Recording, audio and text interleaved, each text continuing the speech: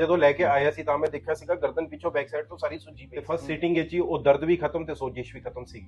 Patient ਉਹ patient ਹੈ ਜਿਨ੍ਹਾਂ ਦਾ ਦੀਵਾਲੀ ਵਾਲੇ ਦਿਨ ਇੱਕ ਤਰੀਕੇ ਦਾ ਦੀਵਾਲਾ ਨਿਕਲਿਆ ਪਿਆ ਸੀ। मैं क्या फर्स्ट सीटिंग है जी सानू 90% फर्क सी। ये है प्रॉब्लम एक्चुअली स्टार्ट हुई 15th ऑफ अक्टूबर से लेके। मेरे ऑफिस में मैं बैठा था और मेरे पेन होने लगा था काफी ज्यादा गर्दन में। तो मुझे आगे किसी ने बोला कि ना तेरे को फ्यूचर में जाके जिस हिसाब से तू बैठते तेरे को फ्यूचर में जाके सर्वाइकल होने के चांसेस हैं। तो अब ये बात तो मुझे उस टाइम पे हंसी आ रही थी कि ऐसा तो पॉसिबल ही नहीं है ना, मेरा बैठना सब सही है। सो मैं जब रात को घर पे पहुंचा और अगेन जब मैं मॉर्निंग में उठा तो बिल्कुल ही मेरी मूवमेंट पॉसिबल नहीं थी गर्दन की। अच्छा। और नेक्स्ट डे मुझे लगा मैं स्वेलिंग आ गई है, कुछ नस चढ़ गई होगी वगैरह। तो एक पेन किलर लेने से और बाम लगाने से it will be totally fine. तो मैंने छोड़ दिया। तो फिर अगले दिन जब मैं फिर सोकर उठा फिर वो प्रॉब्लम इतनी ज्यादा बढ़ गई कि जो मेरी पहले प्रीवियस डे पे नेक मूवमेंट हो रहा था वो बिल्कुल बंद हो चुका था। मेरा शोल्डर काम नहीं कर रहा था।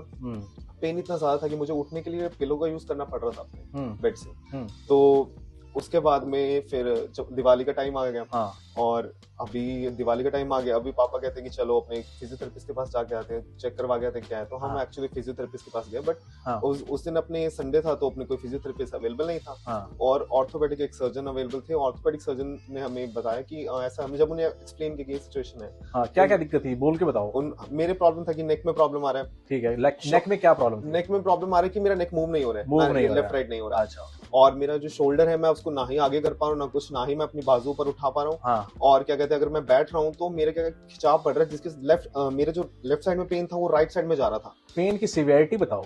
पेन बहुत ज्यादा इंटेंस था। मैं अपना ये है कि अभी जैसे मैं अपना हाथ हिला पा रहा हूँ ना, ये भी पॉसिबल नहीं था उस टाइम पे। मुझे ये अपने हाथ का यूज करना पड़ रहा था अगर ये गेट से बाहर भी निकलूं या कहीं भी अंदर जाऊं, कुछ भी करूं। तो उस टाइम तो ऑर्थोपेडिक सर्जन ने मुझे बोला कि आप यहाँ से आगे 2 गली आगे चले जाइए, डॉक्टर आपको बाहर बोर्ड दिख जाएगा दर्द लिखा हुआ। तो डॉक्टर अमनदीप है तो आप चले जाइएगा उनके पास। मैं आए, ठीक है, मैं चला गया। तो मैं जब यहाँ पे आया तो मैंने वो सारे बाहर रिव्यूज वगैरह देखे, बिकॉज तब तक तो आप अवेलेबल नहीं थे और तब तक मैं वो पढ़ रहा था। और उसके बाद में आपसे मैं मिलके गया, आपने मुझे फर्स्ट डे पे ही बोला कि मेरा जो ट्रीटमेंट करने का स्टाइल है वो बहुत डिफरेंट है, आपको नहीं समझ आएगा। बट एक्चुअली मैं ये जो भी कायरोप्रैक्टिस वगैरह के उनकी मुझे पता था कि उनका कैसा होता है। बट जब मैं इंस्टा पे स्क्रॉल कर रहा हूँ, मैं पे यूट्यूब चेक कर रहा हूँ, I got to know about things जो मुझे ज्यादा बेहतर से पता लग जाएगी क्या यहाँ पे हो रहा है, किस तरीके से हो रहा है। हाँ, और किस इंटेंसिटी से। सो ਤੇ ਮਤਲਬ ਪੇਨ ਦੀ ਇੰਟੈਂਸਿਟੀ ਜਿਹੜੀ ਹੈ, ਤੁਸੀਂ ਮਤਲਬ ਬੀਇੰਗ ਅ ਫਾਦਰ, ਇੱਕ ਫਾਦਰ ਹੋਣ ਦੇ ਨਾਤੇ ਤੁਸੀਂ ਕਿਸ ਦਰਦ ਵਿੱਚ ਸੀਗੇ ਤੇ ਕਿਵੇਂ ਘੁੰਮ ਰਹੇ ਸੀ? ਮੈਂ ਕਹਿੰਦਾ ਇਹ ਸੋ ਨਹੀਂ ਸਕਦਾ ਸੀਗਾ।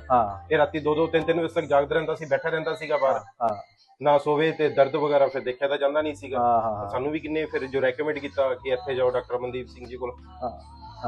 ਤੇ ਅਸੀਂ ਜੈਨੂਅਲੀ ਇੱਕ ਚੀਜ਼ ਪੁੱਛਦੇ ਤੁਹਾਨੂੰ, ਸਾਡੇ ਦਰਸ਼ਕਾਂ ਨੂੰ ਬਸ ਇਹ ਚੀਜ਼ ਦੱਸੋ ਕਿ ਤੁਸੀਂ ਦੂਜੇ ਥਾਂ ਤੇ ਵੀ ਗਏ, ਇੱਥੋਂ ਦੀ ਕੁਆਲਿਟੀ ਤੇ ਦੂਜਿਆਂ ਦੇ ਮੁਕਾਬਲੇ ਕੀ ਤੁਸੀਂ ਡਿਫਰੈਂਸ ਉਹਨੂੰ ਪਾਓਗੇ? ਮੈਂ ਕਹਿੰਦਾ ਡਿਫਰੈਂਸ ਹੈ। ਸਾਨੂੰ ਤਾਂ ਅਸੀਂ ਜੋ ਫਸਟ ਸੀਟਿੰਗ ਜੋ ਦੇਖ ਲਿਆ ਨਾ, ਤਾਂ ਜੋ ਸਾਨੂੰ ਸੀਟਿੰਗ ਦੀ ਤਾਂ ਲੋੜ ਹੀ ਨਹੀਂ ਪਈ ਪਹਿਲੀ ਗੱਲ ਤਾਂ। ਪਰ ਹੁਣ ਅਸੀਂ ਥਰਡ ਲੈ ਰਹੇ ਹਾਂ ਹਾਲੇ ਤੱਕ ਤਾਂ ਕਿ ਪੂਰਾ ਅਸੀਂ ਟ੍ਰੀਟਮੈਂਟ ਕਰਾਣਾ ਹੈਗਾ। ਅਸੀਂ 5 ਸੀਟਿੰਗਾਂ ਹੈਗੀਆਂ ਤੇ ਪੰਜੋ ਦੀ ਪੰਜੋ ਅਸੀਂ ਪੂਰੀਆਂ ਕੰਪਲੀਟ ਕਰਵਾਉਣੀਆਂ। ਪੇਨ ਤੁਹਾਡਾ ਜਿਹੜਾ ਸੀਵੀਅਰ ਪੇਨ ਸੀਗਾ ਉਹ ਬਿਲਕੁਲ ਸੀਗਾ ਜੀ, ਪਹਿਲੀ ਸੀਟਿੰਗ 'ਚ ਬਿਲਕੁਲ ਗੌਨ ਸੀਗਾ? ਬਿਲਕੁਲ ਸੀਗਾ, ਖਤਮ ਸੀ। ਠੀਕ ਹੈ। ਗਰਦਨ ਦੇ ਬੈਕ ਸਾਈਡ ਬਹੁਤ ਵੱਡੀ ਸੋਜਿਸ਼ ਆਈਪੀਸੀ ਆਂਦੇ। ਹਾਂਜੀ ਤੇ ਮਾਸ ਫੁੱਲਿਆ ਜਿਹਾ ਸੀਗਾ। ਹਾਂਜੀ। ਇੱਕ ਚੀਜ਼ ਹੋਰ ਦੱਸ ਦਿਓ, ਟ੍ਰੀਟਮੈਂਟ ਤੁਹਾਡੇ ਸਾਹਮਣੇ ਹੋਇਆ ਸੀ? ਬਿਲਕੁਲ ਮੇਰੇ ਸਾਹਮਣੇ ਹੋਇਆ ਸੀ। ਕੋਈ ਦਵਾਈ ਤਾਂ ਨਹੀਂ ਪਾਈ? ਕੋਈ ਦਵਾਈ ਕੁਝ ਨਹੀਂ ਸੀਗਾ। ਕੋਈ ਟੀਕਾ ਤਾਂ ਨਹੀਂ ਲਾਇਆ ਸੀ? ਨਾ, ਕੁਝ ਨਹੀਂ। ਠੀਕ ਹੈ।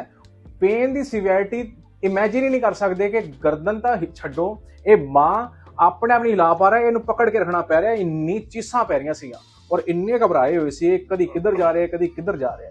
ਤੇ ਅਸੀਂ ਇੱਥੇ ਥੈਂਕ ਯੂ ਬੋਲਣਾ ਚਾਹਾਂਗੇ ਇੱਕ ਆਰਥੋਪੈਡਿਕ ਸਰਜਨ ਜਿਨ੍ਹਾਂ ਨੇ ਮੌਕੇ ਦੀ ਨਜ਼ਾਕਤ ਨੂੰ ਦੇਖਦਿਆਂ ਹੋਇਆਂ ਸਾਡੇ ਕੋਲ ਇਹ ਕੇਸ ਰੈਫਰ ਕੀਤਾ। ਠੀਕ ਹੈ। ਔਰ ਅਗਰ ਉਹ ਰੈਫਰ ਨਾ ਹੁੰਦਾ ਕੇਸ ਤੇ ਇਹਨਾਂ ਦੀ ਸਿਵਿਅਰਿਟੀ ਇੰਨੀ ਸੀ, ਸਿੱਧਾ ਆਪਰੇਸ਼ਨ ਥੀਏਟਰ ਸੀਗਾ। ਤੁਸੀਂ ਆਪ ਇਮੇਜਿਨ ਕਰ ਲਓ। ਠੀਕ ਹੈ ਨਾ। ਆ ਫਾਦਰ ਹੈਗੇ, ਇਹ ਇਹਨਾਂ ਦਾ ਬੇਟਾ ਹੈਗਾ, ਹੁਣੇ ਬੈਠੇ। ਠੀਕ ਹੈ। ਔਰ ਵਿਦਿਨ ਫਰਸਟ ਸਿਟਿੰਗ ਇਹਨਾਂ ਦੇ ਸਾਹਮਣੇ ਟ੍ਰੀਟਮੈਂਟ, ਪੇਨ ਇੱਥੇ ਮੁੱਕ ਗਿਆ ਬਿਲਕੁਲ 100% ਪੇਨ। ਠੀਕ ਹੈ। ਹੁਣ ਇਹ ਫੋਲੋਅਪ ਚ ਆ ਰਿਹਾ ਸਾਡੇ ਕੋਲ। ਠੀਕ ਹੈ ਕਿ ਹਾਂ ਮਾੜਾ ਮੋਟਾ ਜੋ ਫੋਲੋਅਪ ਹੈ ਉਹ ਹੈ। ਪੇਨ ਇਹਨਾਂ ਦਾ ਪਹਿਲੀ ਸਿਟਿੰਗ 'ਚ ਹੀ ਮੁੱਕ ਗਿਆ। ਕਿਉਂ ਐਵੇਂ ਹੈ? ਦੂਜੇ ਪੇਸ਼ੈਂਟਸ ਨੂੰ ਕੀ ਕਹਿਣਾ ਚਾਹੋਗੇ ਜਿਨ੍ਹਾਂ ਦੀ ਕਮਰ ਦਰਦ ਔਰ ਸਰਵਾਈਕਲ ਪੇਨ? ਸਾਰਿਆਂ ਨੂੰ ਕਹਿੰਦੇ ਆ, ਅਗਰ ਕਿਤੇ ਕੋਈ ਦਰਦ ਵਗੈਰਾ ਸਰਵਾਈਕਲ ਦਾ ਹੈ, ਕਿਸੇ ਦਾ ਹੈ, ਤਾਂ ਜੋ ਤੁਸੀਂ ਡਾਕਟਰ ਅਮਨਦੀਪ ਸਿੰਘ ਜੀ ਕੋਲ ਆਓ ਤੇ ਠੀਕ ਹੋ ਕੇ ਜਾਓ। ਕਿਤੇ ਧੱਕੇ ਖਾਣ ਦਾ ਕੋਈ ਫਾਇਦਾ ਨਹੀਂਗਾ, ਕਿਤੇ ਵੀ ਨਾ ਜਾਓ ਤੁਸੀਂ। ਕੀ ਤੁਸੀਂ ਫੁੱਲੀ ਸੈਟੀਸਫਾਈਡ ਹੋ? ਬਿਲਕੁਲ ਹੈਗੇ ਆ ਜੀ।